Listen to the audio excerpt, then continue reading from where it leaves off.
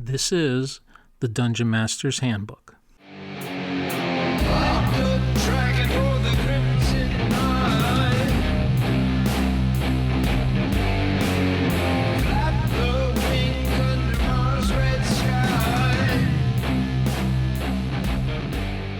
Hello, and welcome to another episode of the Dungeon Master's Handbook.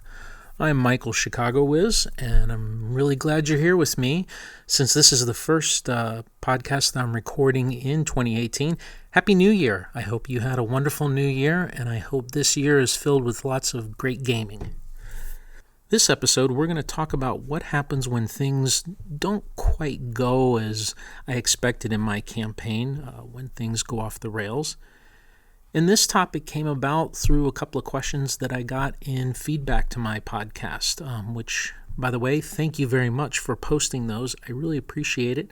I do read them all, and I've gotten a lot of great suggestions on future topics, of which this episode is one of them. So please keep sending in your suggestions. So I'm going to talk about how I dealt with some specific situations in my campaign that when things went off the rail. I'm going to cover when my initial ideas didn't work. I've been talking a lot about how to start a campaign in previous episodes. I'm going to talk about what happened when those things didn't work right. I'm going to talk about trouble players. We all, as DMs and GMs, have them. What were my situations and what did I do about it? What happens when real life interferes? I took a 2-year break from campaigning. When I make a mistake in my rulings, it happens, believe it or not. Don't tell your players, but we do make mistakes. I make mistakes. And how do I rectify that? And finally, dealing with the dreaded total party kill, also known by the acronym TPK. I've had that happen twice in my campaign too. And what did I do about it? All right. My initial ideas didn't work. So when I started off the campaign, I had fallen in love with a particular approach that a blogger was espousing on their blog about how to run a D&D campaign. They were ultra realistic, down to not only just calculating things like weather and prices and economy, but also to the point of how would the real world react if a bunch of heavily armed players walked into town and that sort of thing. It can make for a very grim world. And because my world was a post-apocalyptic fantasy world, I thought, hey, this sounds great. And so I tried it. And it was, I think the phrase is grimdark. It was grinding away. My players didn't make second level for quite a while on this. They were scraping by for coppers and things like that. And it ended up not being very much fun to run either, believe it or not. I didn't enjoy seeing the players in that kind of a world. It took me a little while to figure this out because they were, God bless them, struggling along as they could. But I would say after a couple of years, I started really lightening the tone. And when I went on my hiatus and came back and rebooted the campaign, that whole concept was out. That's not to say I'm not realistic. That's not to say that if the players walk into town heavily armed, they're not going to get some stares and, possibly be questioned by the town guard. But it's nowhere near as grinding as what I started out to. My initial idea didn't work. Another thing, taxes. I had the grand idea that if the players came back into town toting a lot of treasure, well, the guards were going to enforce a tax right there on it. That didn't end up working so well. First off, the shenanigans that the players went through to try and hide their loot from the town guards was kind of amusing. But in reality, here again, it was just another obstacle that didn't really need to be there. The way I solved that was I just mentally deduct taxes from the awards that I give them. especially to those players that are living in their own homes and they have property and they're heavily involved in local politics, or they're with certain organizations. I just mentally deduct that and move on. The players don't mind, I don't mind, and it all works out very well. I also started off with NPCs that were, how shall we say, they weren't very likable. They had serious flaws to them. And rather than it being something that I thought that the players were going to enjoy, they actually didn't like it. They thought, I'll give you an example. The local lords are military leaders in my campaign world. They're called marshals.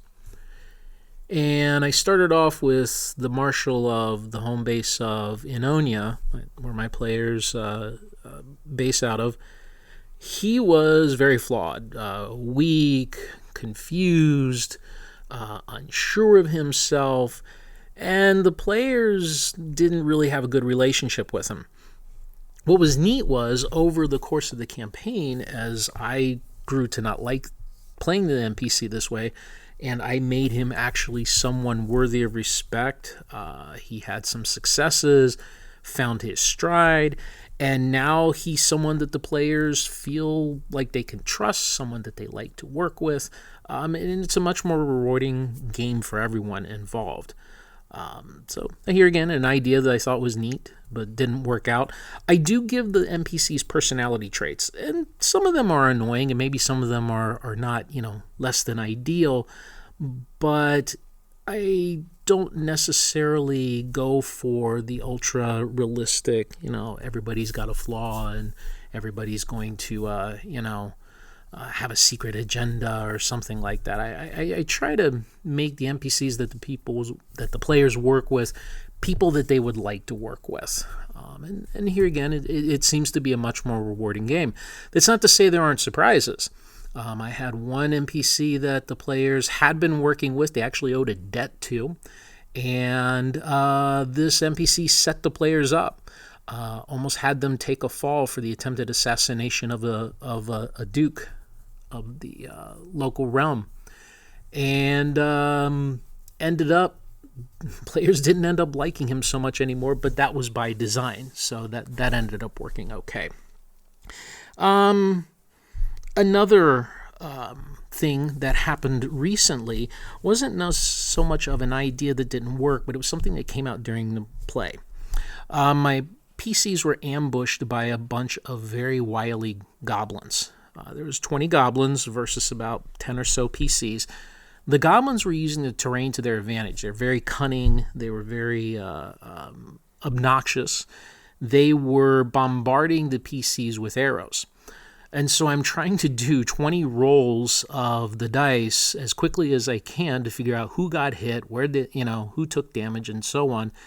And what was neat about that was, after the game, one of my players said, hey, can we change this? Because they understand that now that they've gotten stronger, the monsters are changing their tactics.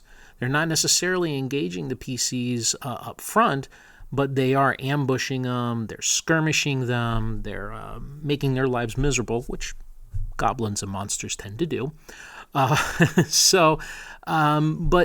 it was, how do we make this go quicker? And we had a very nice discussion on our campaign email list where we batted around some ideas. I proposed a solution and everybody likes it, and it abstracts the problem a little bit more to where hit points are going to be reduced, much like your rations are reduced. But it allows them to have to deal with the problem, maybe come up with a solution to it, and move on without waiting for 20 rolls every round. So here again, some ideas. You'll see a theme. I was flexible. I would alter my approach when it was something that was interfering with the campaign that I didn't enjoy, that the players didn't enjoy. And that's not uncommon for any version of D&D. Whether it's old school, new school, whatever school, Good DMs will modify their approach that's consistent to how they like to run the campaign. I'm not going to change my ways if it's something that I truly enjoy. But I have a group of players that enjoy D&D very similar to how I do. We've been playing for almost 9 years now, so it works out really well. All right, moving on. Trouble players. I've only had this happen twice, where I had extremely rude players who brought nothing but trouble to the table. Early on in my first year of the campaign, I had advertised at a local gaming store, Games Plus in Mount Prospect, Chicagoland area. Woohoo!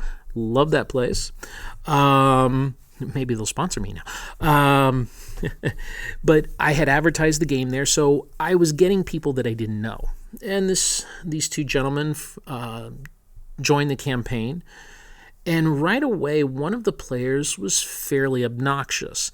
Now, we were at first taking it of this is in context to his character.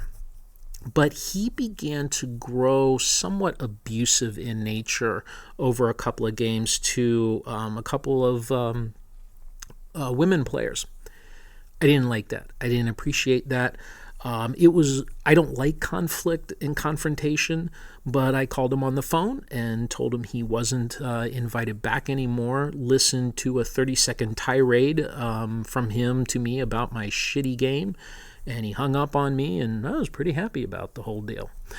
I had another player who he and his partner joined, and they were obnoxious more of the rules lawyering.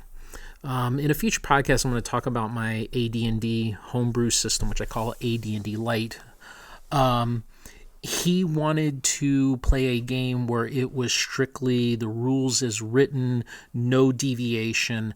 And here again, it was a conversation of, I just don't think this is the game for you to play. And he agreed, actually. It was a nice exchange. And he went on his way. And I hope he found the game that works for him. So really, with trouble players, I did not let them disrupt the campaign. Once I identified the problem or someone complained to me about it, had discussions with everybody, had discussions with the players, and did what was right for the campaign as a whole. It's not easy, and take it from someone that does not like confrontation. I don't like having to remove trouble players, but at the same time, I'm not going to ruin all of my work and all of the time that the players have put into playing their characters just because someone wants to be obnoxious. All right, so the next interesting thing that happened that didn't go quite right was a hiatus. I took a 2 to 3 year break from my campaign. We had an opportunity come up. My wife and I, you'll hear me refer to her as the princess wife, and we took it. I'd been getting kind of burnt out on the campaign. The players were kind of, you go through those ups and lows. And I put the campaign on hold. Now, I got to admit, I missed it. And when I decided to start it back up, it was really kind of scary because I had to go back to these people and say, hey, would you like to play again? I lost about 25 to 30% of the group. They had moved on with life, or they had flat out moved, or they weren't interested anymore. But 2/3 of them came back, and we've been rocking and rolling now for the past 3 years since the big break, and it's been really wonderful. But sometimes you have to do that. Sometimes life is going to interrupt. Sometimes you're going to have to do things. I let everyone know, I put it on hold, and then I picked it back up essentially from where I started. This did give me a chance to reboot the campaign in such a way that I wanted, though. It allowed me to change things. I changed it from the grimdark to more of a fantasy movie kind of thing. Not where the players are automatic heroes, but it wasn't so, grindy. I changed a little bit of that in how I approach the scenarios. I incorporated a little bit more of the XP rewards so that they would move up a little bit quicker. I talked about that a couple episodes ago about how I award XP. What's nice here, because we only meet once a month, is they're not seeing this plotting because they only meet once a month. They're seeing more advancement. Next issue I ran into. I've made mistakes in my rulings. It hasn't happened too often, and primarily it's because I don't remember every single rule in the book. Sometimes I've made a ruling right there on the table. Well, we're going to do this, or I'm going to roll a die, and 1 through 3 it happens this way, 4 through 6 happen, something like that. Or I'll rule in favor for the characters. But I do go back and check things later on. Now, I've never had a ruling that's resulted in a player death. I've been very careful about those. But if it ever did happen, I would immediately reverse the mistake. And I wouldn't try to incorporate it back into the story. It would just be you know what, you're alive, you're back with everybody, we're just going to play on as if it never happened. If I find out that I did make a mistake, I don't try to hide it. I do let the players know. We have an email list where I will discuss things with them, or I'll discuss it with them at the table. When we take a break, I'll quick grab the rule book and look something up and say, okay, come back and say, hey, that should have gone this way. So note to myself and ourselves, next time we'll do it, differently. And as I mentioned before, when we were rolling a lot of dice and then I changed my approach to how I do something, that was always player input. I really encourage the players to give me their ideas and give me their thoughts, because this is their game too. They're playing it, I'm playing it. And if we can come to an agreement on something that works to make the game flow better, I'm all for that. And then finally, the last thing that didn't quite go right was total party kills. So, I had a troll under a bridge, but this was no ordinary troll. This was I took a troll and an ogre mage, took the best of both, and squished them together. So you had a regenerating creature who could only be killed by fire or acid that knew spells. My players quickly grew to hate him. They would go out of their way to avoid this bridge. This bridge was on the main road between them and adventure. But they got to 3rd level and they got cocky. They said, hey, we're going to take out the troll mage. So they went marching up. The troll mage became invisible. He put half the party to sleep. He charmed the ranger. But by good fortune, the other players shot arrows at him and he got wounded, so he ran off in the direction of town. Now, the players didn't really think about this. They instead wanted the fat loot, which was a bunch of huge jars full of coins that they dug up and started hauling back, moving roughly 30 feet around. Do the math. They're moving very slowly, which allowed the troll mage to regenerate all of his hit points. He watched them march by from behind a tree because they weren't really looking for him. He stepped out behind them and threw Cone of Cold at them. The only thing that saved this from a total party kill was that the last person was out of the range of the cone. It ended. And the second to last person, I ruled that they got a saving throw, which they made, and they got only half damage, and they survived. But they were knocked to 0, not to past -10. The troll came up to the survivor, who was charmed. The troll knew it. The troll made him carry all of the coins back and said, don't bother me again, and sent him on his way. Because the troll figured, if word of this gets out, nobody will bother me, which is what I wanted. Thus, the legend of the troll mage happened. But I had almost every player in my campaign dead. they rolled 3d6. We talked about it. We talked about what happened. We did a post-mortem on the scenario. Why did you all almost die? Well, this is what happened. I played this very logically. I do play my monsters ruthlessly. And while they didn't like it, they understood, and they went on about their business. A second group tried this a little later, full of first levels and a couple of third levels, plus a bunch of men-at-arms that they hired, and the men-at-arms ran off, and, well, everybody in that party was killed. And once again, we dissected the issue. So the Troll Mage has some legend in my campaign. He's no longer at the bridge. Story-wise, he was summoned to war by the orcs and goblins, and so the players are very happy that they don't have to deal with him. But he might be back. All right, so that's about it for the things I wanted to talk about when things don't go quite right in my campaign. What do you think? What hasn't gone right in your campaign, and what have you done to fix it? I love reading these stories, so if you want to hop over to my blog, dungeonmastershandbook.wordpress.com, and leave me a comment and tell me what your big thing that didn't go right in your campaign. Or I do have a Facebook group. If you go to Facebook and search for Dungeon Master's Handbook, there is a page with my podcast, and then there's a related group. And I'd love to hear your stories as well, because I will learn from you. Thank you for listening. I really appreciate it. This episode was generated by a comment, so please keep those comments coming.